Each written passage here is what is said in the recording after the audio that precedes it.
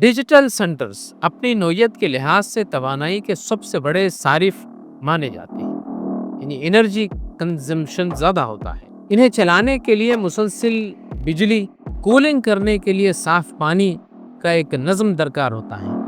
माहिरीन के मुताबिक भारत में डेटा सेंटर इंडस्ट्री अगले 5 वर्षों में मुल्क की 3% से ज़ायद बिजली की खपत पर कब्जा कर लेगी, यानी 3% of the whole consumption. Visakhapatnam जैसे साहिली इलाके में जहां पानी के ज़खायर पहले ही दबाव का शिकार है, डेटा सेंटर्स का क़याम माहौलियाती लिहाज से एक बड़ा चैलेंज साबित हो सकता है। $64 billion on facilities and equipment. Google $75 billion and Microsoft $80 billion. And the ultra-powerful computer chips driving the AI tools will consume more and more energy. नाज़रीन, आज बात करेंगे डेटा सेंटर जो हमारी पड़ोसी रियासत आंध्र प्रदेश के विशाखापट्टनम में क़ायम होने जा रहा है, उससे मुताल्लिक़। क्या ये डेटा सेंटर तरक्की का नया ख्वाब है या माहौलियाती दबाव की नई हकीकत? इसको जानते हैं। आप देख रहे हैं व्यूज़ ऑन न्यूज़ और मैं हूँ ज़ईनुद्दीन। गुज़िश्ता हफ्ते गूगल ने यह ऐलान किया कि वो भारत में मसनई ज़हानत यानी आर्टिफिशियल इंटेलिजेंस डिजिटल इंफ्रास्ट्रक्चर के फ़रोग़ के लिए तकरीबन $15 बिलियन का सरमाया करने जा रहा है। इस मंसूबे के तहत रियासती आंध्र प्रदेश के साहिली शहर विशाखापट्टनम में मुल्क का सबसे बड़ा AI डेटा सेंटर कैंपस का क़याम होगा। ये मंसूबा गूगल के साथ अडानी ग्रुप यानी अडानी कॉनेक्स का मुश्तरका एक प्रोजेक्ट है, जबकि हुकूमत हिंद और रियासती इंतज़ामिया ने इस मंसूबे को डिजिटल इंडिया के संगमेल के तौर पर पेश किया है। मंसूबे के बुनियादी खद्दोखाल में gigawatt scale data centre operations, ज़ेर समंदर cable network, high speed fibre optic connectivity और ग्रीन एनर्जी इंफ्रास्ट्रक्चर शामिल है। इस मंसूबे में हुकूमत का दावा है कि इससे भारत को आलमी सतह पर आर्टिफिशियल इंटेलिजेंस और क्लाउड कंप्यूटिंग का मरकज़ बनने में मदद मिलेगी। मगर सवाल ये है कि क्या ये मंसूबा वाकई तरक्की का पेशख़ीमा साबित होगा या फिर एक नए किस्म के माहौलियाती व माशरती अदम तवाज़ुन का बायस बनेगा। ये हकीकत है कि ऐसे मंसूबे किसी भी मुल्क के लिए सरमायाकारी, टेक्नोलॉजी और इंफ्रास्ट्रक्चर के एतबार से नए इम्कानात पैदा करते हैं।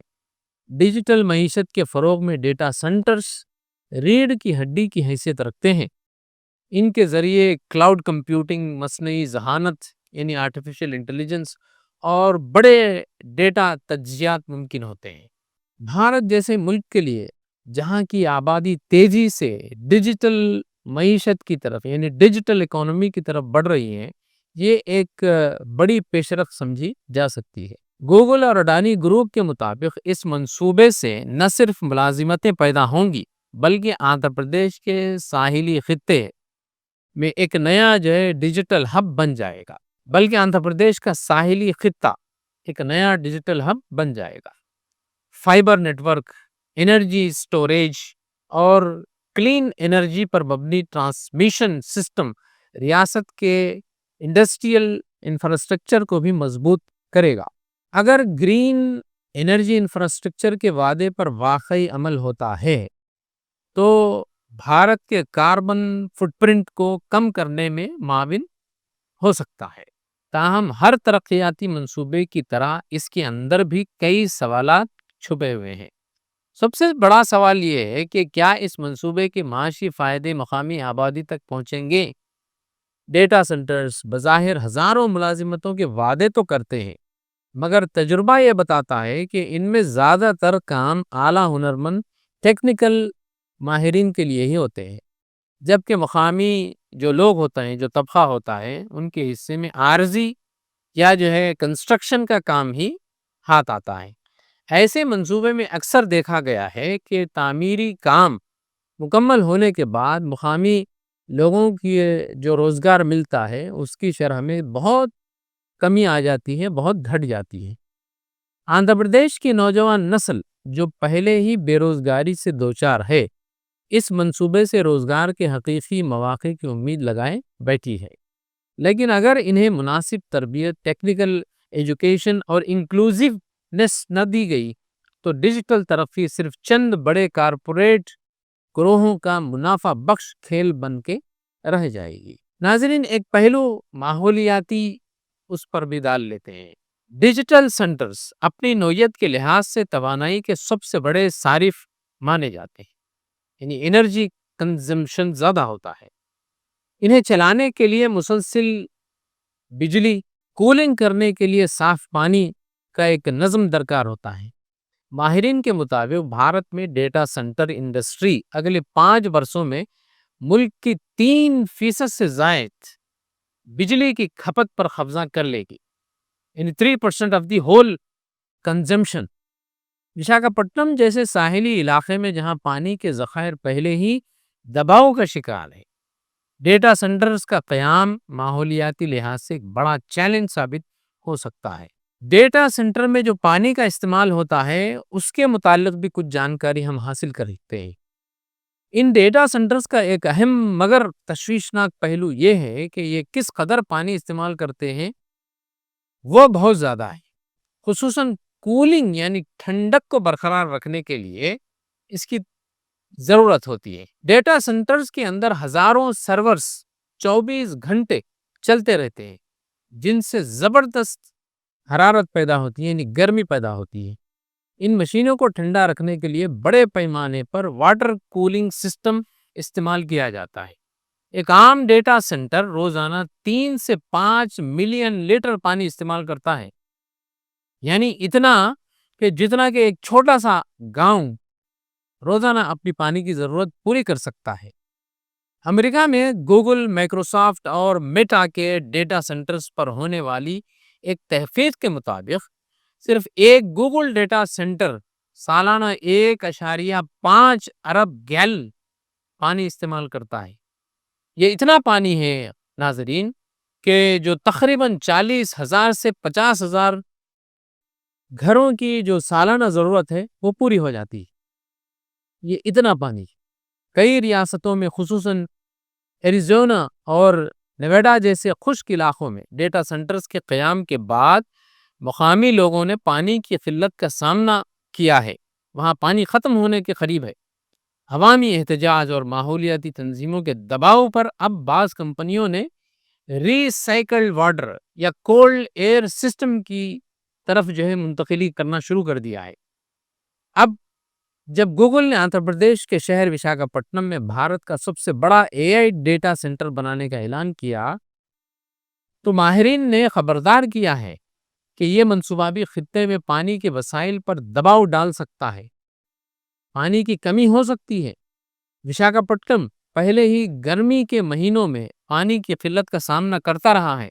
اگر ڈیٹا سینٹر روزانہ لاکھوں لیٹر پانی کولنگ کے لیے استعمال کرے گا تو قریبی علاقوں کی گھریلو اور جو زرعی ضروریات ہیں وہ شدید طور پر متاثر ہو سکتی ہیں۔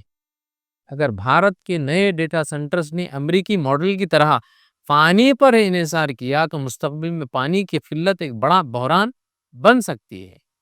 گوگل نے اگرچہ صاف توانائی یعنی کلین انرجی کے استعمال کا وعدہ کیا ہے، لیکن ایسے منصوبوں کے سابقہ تجربات بہت ہی خطرناک ہیں۔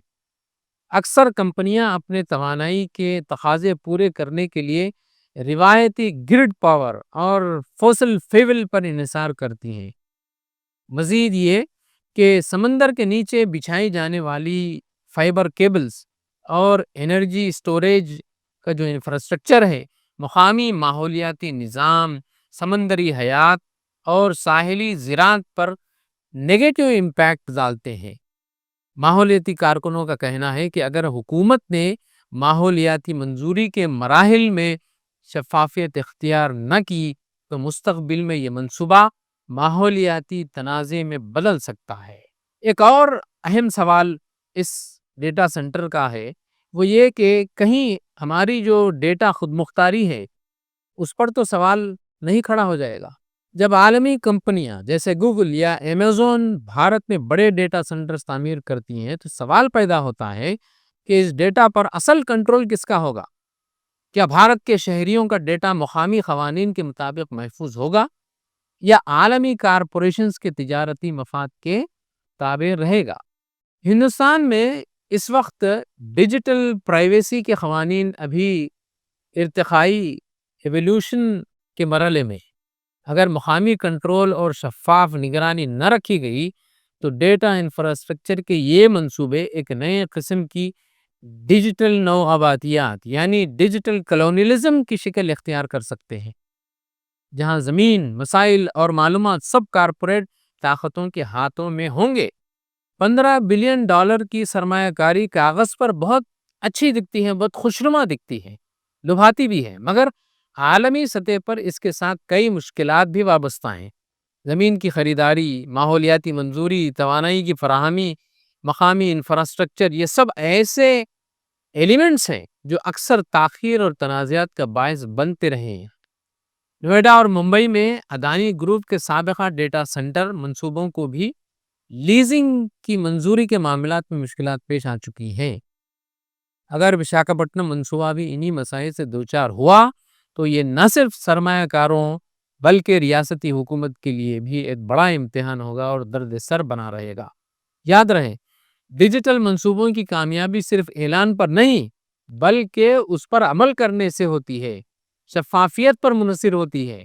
کیا اس کے جو اثرات ہیں، اس کے پھل ہیں، وہ عوام تک پہنچتے ہیں؟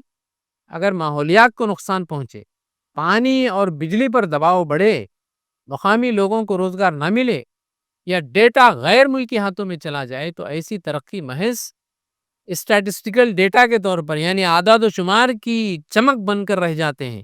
ترقی اس وقت حقیقی کہلائے گی جب ٹیکنالوجی، ماحول اور انسانی مفادات یہ تینوں کے درمیان ایکول توازن جو ہے قائم رہے، برابر کا جو ہے بیلنس قائم رہے۔ یہ منصوبہ اسی توازن کا امتحان بھی ہے، ایک امتحان جس میں کامیابی تبھی ممکن ہے جب حکومت، کارپوریٹ ادارے اور مقامی سماج سب شفاف شراکت داری کے ساتھ کام کرے۔ یہ سوالات اس منصوبے کی اصل پیمانے ہیں۔ ترقی کی دور میں اگر عوامی مفاد اور ماحولیاتی انصاف پس منظر میں چلے جائیں یعنی پیچھے چلے جائیں تو ٹیکنالوجی کی یہ چمک بالآخر دھواں بن کر رہ جائے گی۔ تو ناظرین، یہ تھا آج کا ویوز آن نیوز۔ پھر ہوگی ملاقات کسی نئے موضوع کے ساتھ۔ زعیم الدین احمد کو اجازت دیں۔